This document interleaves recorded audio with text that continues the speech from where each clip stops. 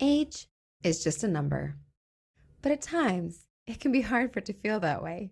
Today, we have an author and renowned physician who offers insight on how to be healthy and not get discouraged as you age, because there is still so much you have to offer. We also touch on the coming flu season and the fact that it all comes down to poop. Yep, you can call it gut health, but we really do get pretty specific. You'll understand further in. Welcome to The Grit Show, Growth on Purpose. I'm glad you found us. I'm Shauna Rodriguez, and I'm honored to be leading you on today's journey as part of this community, growing together as seekers and thrivers. Dr. Robin Miller's career as a physician has been quite varied. She serves as the medical director of Triune Integrated Medicine, a highly innovative consultative integrated medicine company in Medford, Oregon. She has written multiple medical books, the most recent being Invincible or Invincible, Your Choice, something we will spend a lot of time talking about on today's episode. She's also a medical reporter for KOBI5, the NBC affiliate in Southern Oregon and Northern California. She has produced the award-winning health series, Is There a Doctor in the House?, which is shown on the Wellness Channel nationwide. Her health tips are seen regularly on triunemed.com and KOBI TV NBC5. She and her husband live in Southern Oregon. In her free time when she isn't dancing, she tends the vineyard they own together known as Peter William Vineyard, which has some amazing wines and a gorgeous view of the Rogue Valley. It is such a pleasure to have her here to talk with us about her new book and touch on what we can do to prepare as we enter the coming flu season, especially when there's still some concerns floating around about COVID. There's a lot we're going to cover, so buckle in. Thank you so much for being here today, Dr. Robin. Thanks for having me. Yes. So as this new book, Invisible or Invincible, Your Choice, is coming out, what do you think are your favorite pieces of wisdom that you have to offer from that book? So many. But the reason I wrote the book in the first place is because I had so many patients over the age of 60 who were feeling invisible, feeling as if now that they're getting older, people just blow them off. They don't ask their opinions. When they do speak, they are ignored. Some of the women who were really beautiful when they were younger and depended on that as their identity now are having a really hard time. So I wanted women to see that they are more than their age, that age is just a number. And there are so many things we can do as older women. So we are no longer considered invisible and they can be invincible. I love it. I think that's a great message to come out of it and something people need to hear more of. Yes. I mean, I'm so tired of it. Yes. So when did you make the determination from conversations you had with people that were kind of being stuck in their mindset around their age and not being heard? Or when did it kind of shift? I have so many patients who are like that. Where it's weird what happens. And this is not a new concept. There was an article in the 1920s where women noticed this, but I don't know what it is. Ageism, sexism, who knows? But we have a lot to give. We have lived a long life and we have a lot of wisdom. And people really need to start looking at us in a different way, but they aren't going to do that unless we change how we approach them and change other things like, what we get involved in. Like when I was a teenager in my 20s, I was involved in political stuff and then I got busy with my life, but now I can do it again. Yeah. We can make a difference because we were the children of the 60s. We were the ones that were burning bras, getting abortion rights. We were doing all these things. Where is everybody? It's time to show up again. That's my feeling. That's awesome. And so to find new ways to get yourself inserted into the conversation when you're feeling that way instead of walking away and being discouraged by it.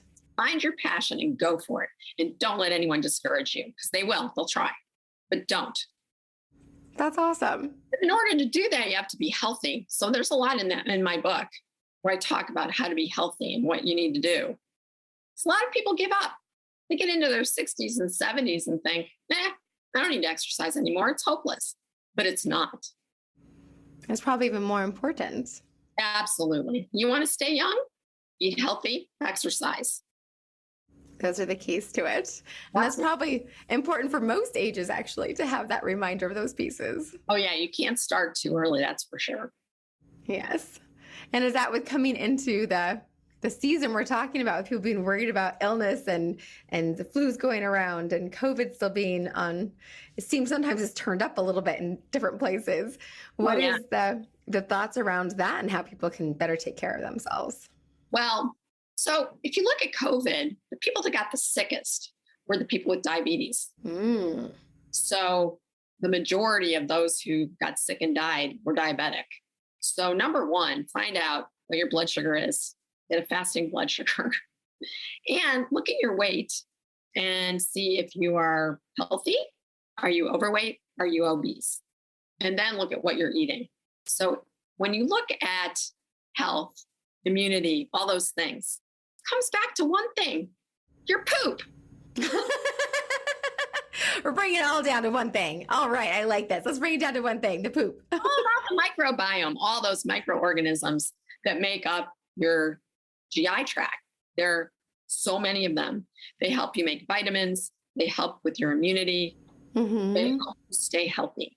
So when you look at people who are sick, like rheumatoid arthritis patients, 70% of them have the same bacteria in their stool. Really? Diagnosed, yes. So really, it is about your microbiome and what you eat. So they did a really interesting experiment with college students. For 10 days, they gave them just McDonald's. It basically destroyed their microbiome. The diversity of their bacteria went down precipitously. So it's all about having healthy bacteria or healthy microorganisms and diverse organisms. And is that, because I know that I definitely have been taught about taking little pills that have, a mix of probiotics that you can take. Does that help, or is it mostly diet that you need to pay attention to? If you eat a healthy diet and you take probiotics or prebiotics, that will help. But if you eat crap, it's not going to do anything. You're just wasting your money. You're killing off the microorganisms. What you want is to get it from your food. So you get probiotics from fermented food. Prebiotics are the food that make it to your colon undigested. Asparagus, onions, leeks, all really good for you. So, we look at all these diseases and they're starting to find it's related to the microbiome, even MS, even Alzheimer's. Really? Yes.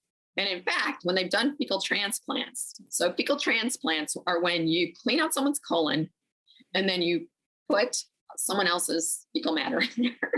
They found that actually an Alzheimer's patient got her memory back.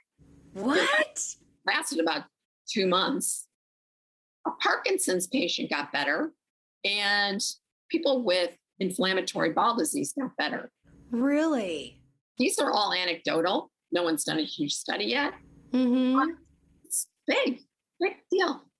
Yeah, the fact that can even happen in one case is surprising, let alone, a large study of that. That's still phenomenal that makes that big of an impact. Oh, yeah. And when it comes to weight, it's huge also. Pardon the pun.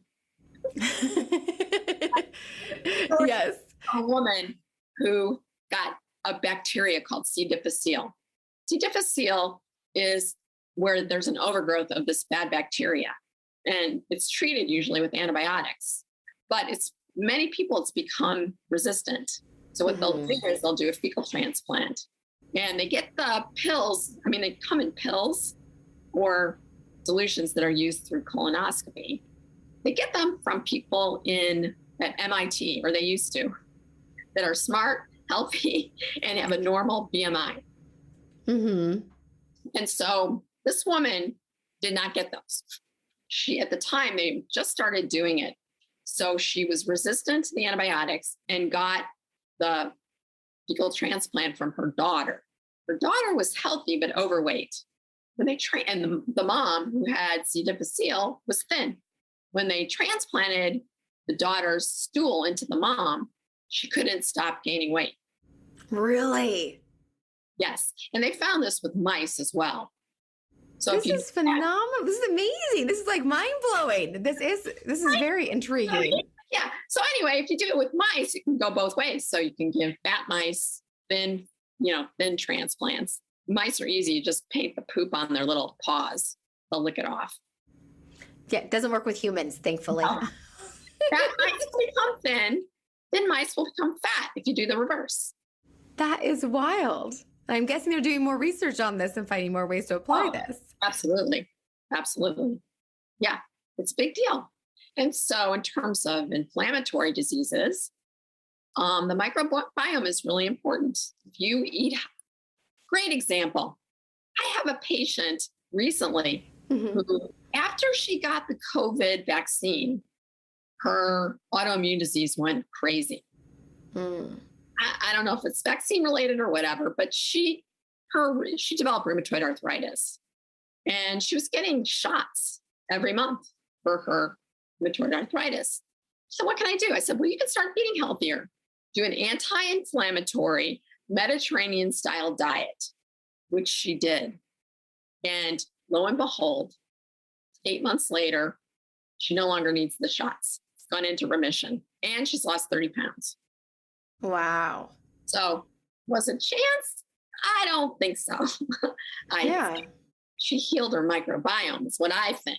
That's incredible. And so it doesn't matter, like you mentioned things like asparagus, and you mentioned leeks and different things. Does it matter if things are cooked or raw or how they're prepared, or what makes the biggest difference? It's just the matter of getting those vegetables.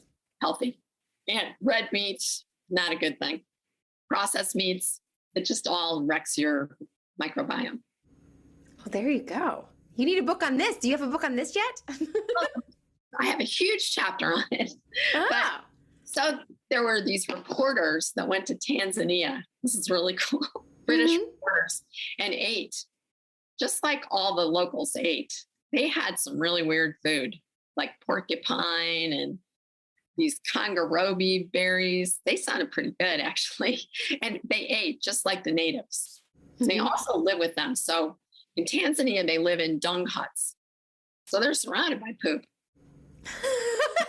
You paint the dung on the walls of their caves or the huts. So they had their microbiome checked. And after just 4 days, they had the same microbiome as the people living there. Wow. Good, diverse, healthy. Then they went back to England within a matter of a week, back to their old stuff. It changes that quickly then. It does. Changes really fast. And you can trash it pretty fast too by eating, processed foods, foods that are unhealthy. You can trash the microbiome pretty quickly.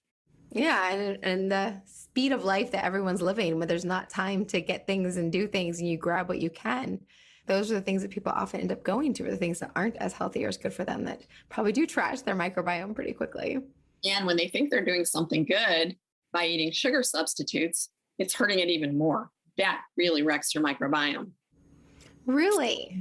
Aspartame, all that stuff. So bad for you. And it also usually results in doing the absolute opposite of what you want it to do. So even like Splenda and stevia are the same, or all of them? I would stay away from all of them. Yeah.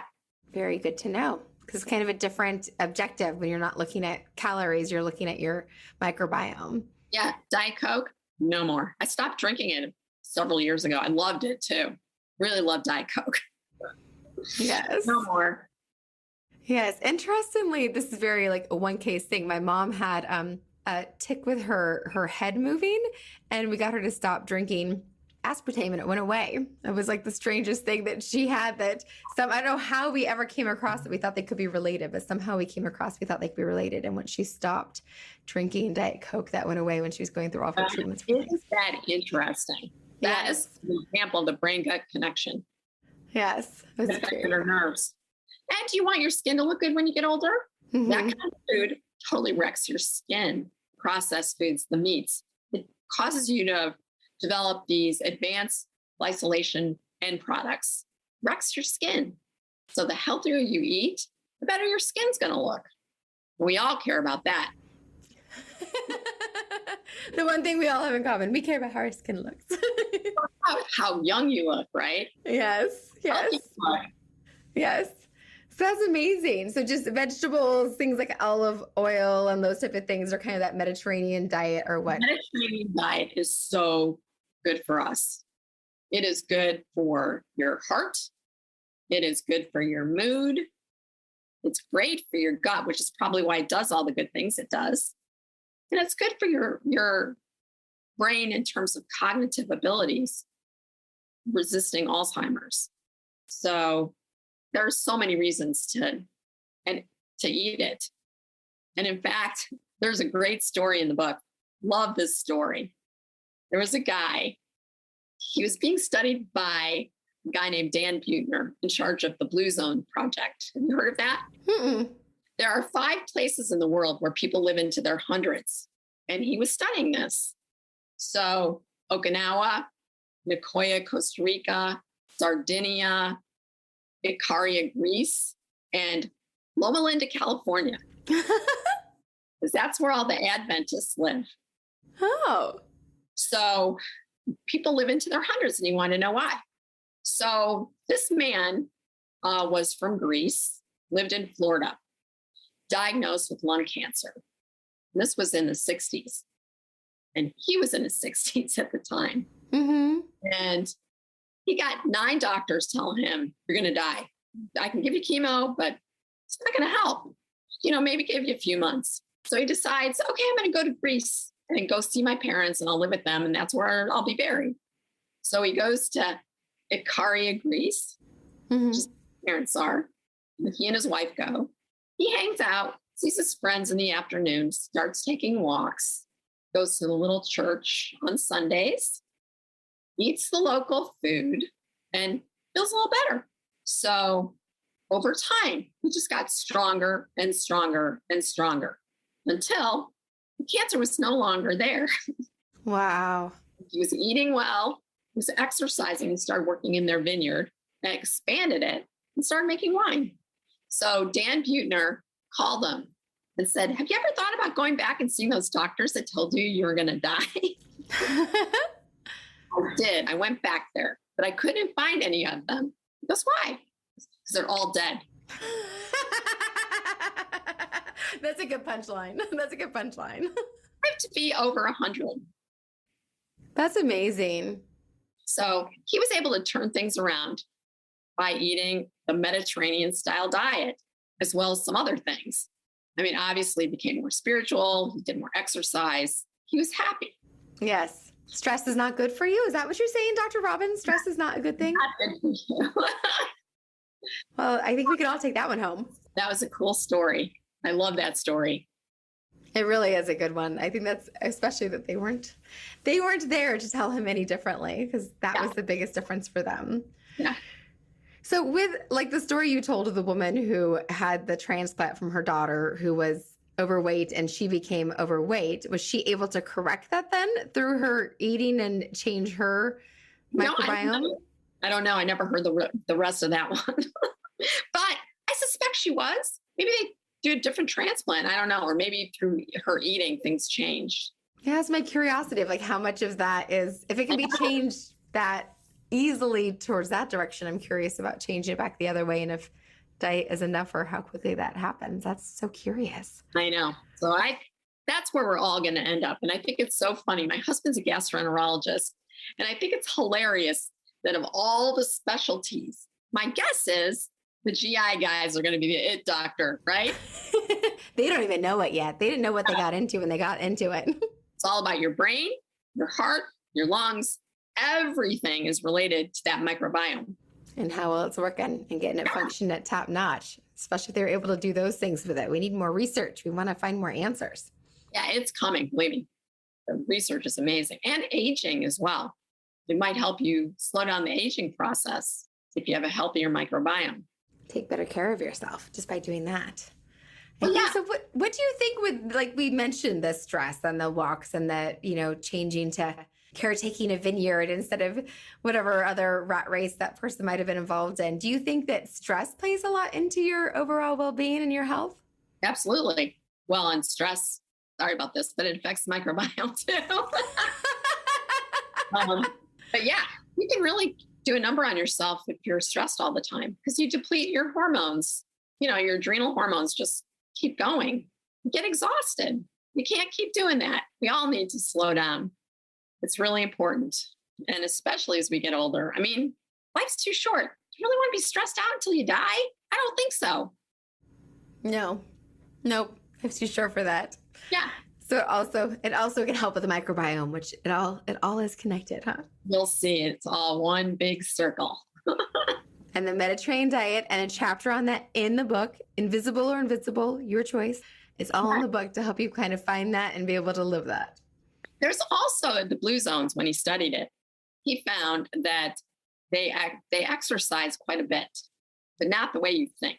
So none of them go to the gym on a regular basis. None of them run marathons on a regular basis. What these people are doing is just moving all the time. They're walking to the store. They're walking to their friend's house. They're gardening. They're cleaning their houses. Nothing really, strenuous, but they're moving. And that's the key. Movement and activities to just have an active lifestyle versus.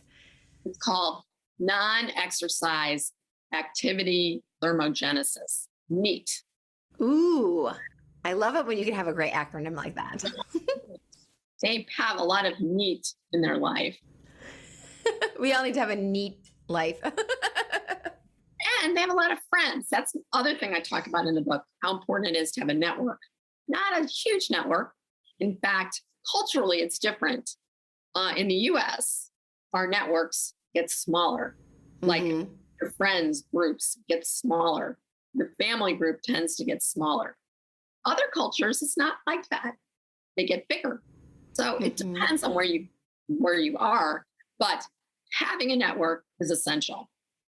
Those are very good tips. I think those are good tips for anybody and everybody. Yes. The one other thing you need in your life is joy.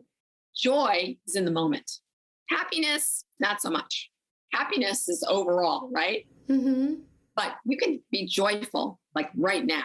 And they did this really cool experiment where they had people take pictures in the morning of something they liked and then review them at night. And it gave them joy. That's all they had to do. So try it. It's really fun. I've been doing it. It's really fun. Take picture of something cool like a flower or a tree or your dog. And then nice. It's nice. Really fun. I like that. I think that's our great takeaway from this. I mean, the Mediterranean diet is a very good takeaway as well. I think that's, and the microbiome and the importance of your poop, I think is good. But I think that moment of joy. So you just find things like any point during your day or start your day that way. Does it matter? No, it doesn't matter. They had people take 3 pictures a day and then review them at night. Nice. So things in your day that brought you joy. Yes. I like that. If we're going to have these smartphones that we're carrying around, we should have them as little machines that we can find ways to bring joy into our life. I like it. Right. That's beautiful.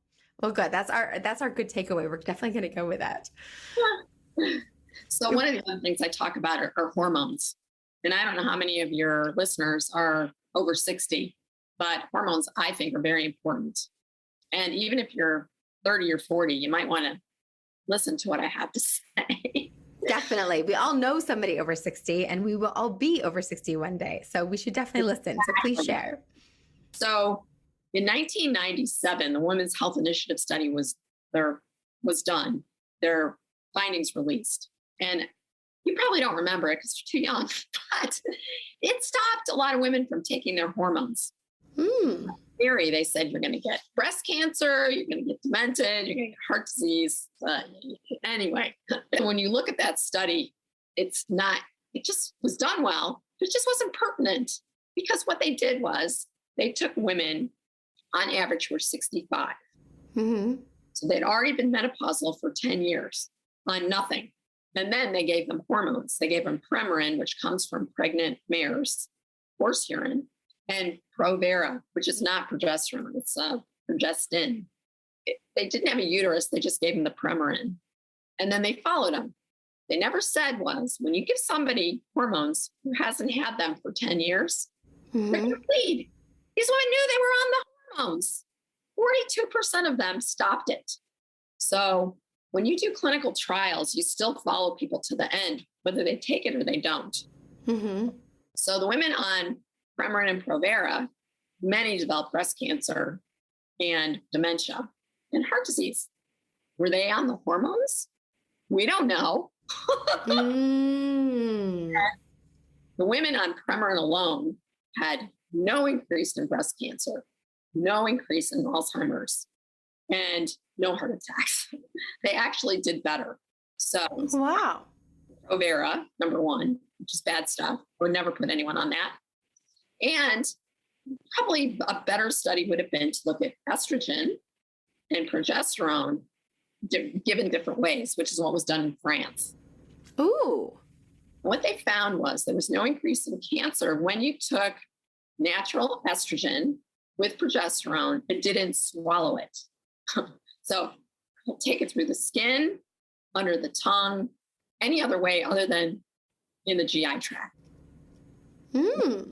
Heart attack, stroke, any of that stuff.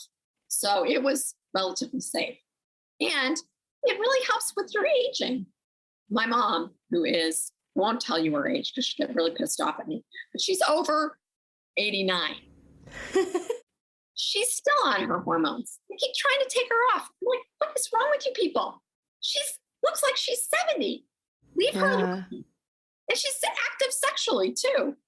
That's incredible. And she looks so good. And she feels good. No, and I think this is good information for everyone because I'm not over 60.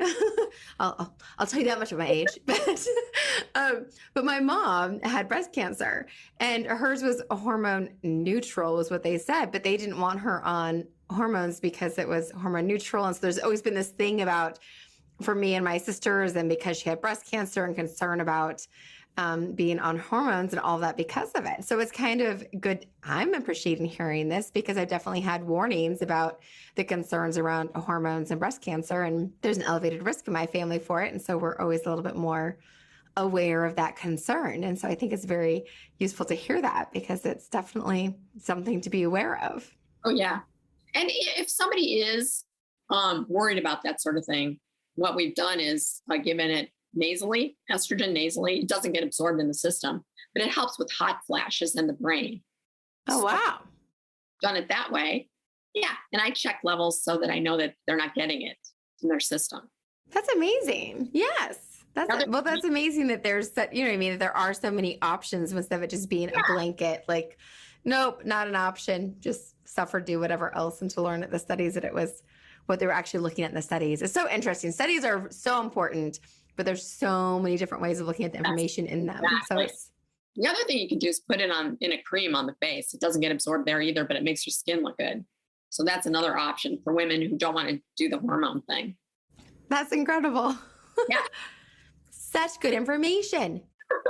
I know you know that you're treasure trove of information, but it's nice for us to realize you're a treasure trove of information too, Dr. Robin. All there. Yes. That's wonderful. Is there anything else that you want to share with us before we start wrapping things up? Oh, yeah. So what's really important about hormones is your bones.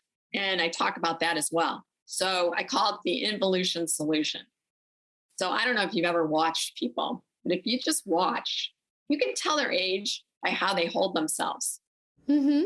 So a lot of people start slumping. If you just stood up straight, you would take 10 years off your appearance. Wow. Up straight. And the hormones are really important for bones. And what that Women's Health Initiative study was really looking at was colon cancer risk and osteoporosis.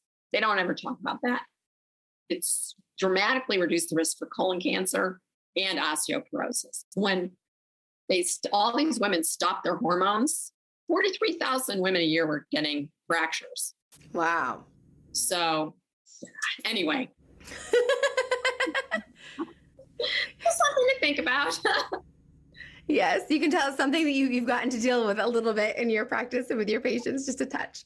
Just a touch. One other thing in the book that I think people will be interested in it is that, some people are worried about their appearance, others don't care. And I go through all the things you can do other than have plastic surgery if you want to improve your appearance. And for some people, that's what they want. So I talk about all the options out there, from Botox, microneedling, lasers, you name it, I talk about it. That's helpful. I think it's so funny. I found myself in a conversation with three of my friends that I never thought would consider any of those type of things, and they were having a conversation around all of it. And I was like, wait, anyone I know cares about this? And it's so funny because I think that nobody thinks they'll care about it, and they get to a point where they're like, oh, maybe I should start caring about this, because we don't imagine ourselves ever getting older or changing. But it's funny because I don't see myself that way, and I'm fine with how I look, but it's so funny to realize, like, oh, no wonder some of my friends might talk about that stuff, because, I have friends older and we're getting older, and it makes sense that some people would wonder about those things. That's funny. One other thing I talk about in the book is sex. So people might want to really look at that. There you go, you guys. This is a good book. It has everything covered. And it sounds like you don't have to be 60 to get benefits from it. It sounds like it's definitely for women of different ages to be able to look ahead and get some resources even sooner. Yeah, they may want to look at Scream Cream. That's in there. That one is like cliffhanger. All right. We got a cliffhanger, guys. You got a cliffhanger. And I don't know about you, but I've had moments in my life where I've felt invisible. Mm-hmm. First part of the book, I talk about it. It's kind of a funny story because my husband's into wine big time. We have our own vineyard. Mm-hmm. This is before the vineyard. He used to have these big wine tastings. And one weekend, these people came from all over the country, including some big expert from New York, to have a weekend of drinking wine, tasting different wines, having gourmet meals. And I was invited, but no one acted like I was there. No one cared what I said, none of that. And they acted like, how could you possibly know anything about wine? Well, of course, I don't know a lot about wine. But at the end of the weekend, there was a special dinner where they had all the wines were bagged. So they had to guess what they were. So I talked to the guy who organized it and I said, tell me what the last best wine is. And he did, but he didn't tell anyone else that he did. So this wine comes out and they're all tasting it and acting like they knew what it was. And I said, no, you're all wrong. It's the 1981 Chateau Petrus. How would you know that? You don't know that. I'm like, no, it is. I know this. That's too funny. I was right, of course. And then they all have to think about, wait a minute. Where was she all weekend? How come we didn't talk to her? Maybe she was the expert in the room. Wondering, how did she know that? And why didn't we pay better attention? Exactly. Yes, I like that. All need to do more of. Find ways to be part of the conversation and show up a little bit more, huh? Absolutely. That's awesome. Well, that's good. Well, I am so excited that you've written this and that it's coming out and that people will have access to that in the show notes. And it is fresh off the presses, you guys. So you can get on there and be able to read it and do the reviews, because I know authors love when things are first coming out to get people to get feedback and do the reviews for that. That's always helpful. So that's amazing. I'm so glad that we got to spend this time with you. We have one more thing before we get to go. We'll wrap up with how to get in touch with you, but we always talk about self-care on this podcast at The Grit Show because we care about that a lot. So what are some of the things that you do for self-care and to take care of yourself, Dr. Robin? Well, I exercise every day. Sometimes it's, real exercise, like, strenuous exercise, but most of the time it's what I talked about, NEAT. I'm walking, moving, doing what I can to stay active. I meditate twice a day, sometimes more than that. And I get facials every month. Oh, lovely. Once a month. It's the best, let me tell you. That's important. That's very important. And so when you meditate, are you someone who spends a lot of time on meditation, or is it just smaller chunks that you do? No more than 15 minutes twice a day. That's wonderful. And do you use like an app or guided meditation or? No, I just do a visualization type meditation that I've been taught by a teacher, but any meditation works. That's just wonderful. Focusing on a word works. Or there's a ton of stuff out there that you can use. Yes. I love for people to get an idea of how different people do it so they can see what resonates with them as they're listening and learning about how different people work it into their routine. And 2 15-minute time slots is something that, everyone has. or should definitely make sure they have. So good to keep in mind. To be kind to yourself. Oftentimes we do negative self-talk. Stop that. The last negative thing you're telling yourself is to stop that. Yourself. Yes. Very, very important. That's awesome. I like that very much. It's a good thing as a takeaway too. So we're going to do the joy, the pictures, the 3 pictures a day to reflect at the end of the day as our moments of joy, because that's important. And then we can stop the negative self-talk and start catching ourselves when we're doing it. I think that's the first stage, is recognizing when we're doing it, because we've all done it for so long, we don't even realize when we're doing it. So it's a good first place. So because we care so much about self-care at the Grit Show, we actually have a series of coloring books called The Color of Grit. And we give each of our guests, as a thank you, one of our coloring books. And so we have the one that's out currently is called Vintage Mermaid and the Magnificent Ocean. And the one that's coming out is You've Got This, which is inspirational and funny quotes. Which one would you like for us to send you a copy of, Dr. Robin? I'd like You've Got This. You've Got This. Awesome. We'll send it to you hot off the presses once it comes out. That sounds great. Yay. All right. And so the best place for people to find you is on Facebook. Is that correct? Yes, definitely. You can find me under Dr. Robin or Robin Miller. Awesome. Dr. Robin or Robin Miller on Facebook. You can also go to triunemed.com, TRIUNE med.com, and we'll have that in the show notes as well. She has more books as well. And so we will have links to all of her books in the show notes. But the one that we spent the most time talking about today is Invisible or Invincible, Your Choice. So when you're looking, we'll make sure we highlight that one. So you know that's her latest one that we spent our time talking about today. I'm good. Yes. Anything else you want to say before we go? That's it. Thanks for having me. Oh, thank you for being here. It's been wonderful. Yes. And so for everyone out there, thank you for being here with us as well. You are the only one of you that this world has got, and that means something. We'll see you here again next week.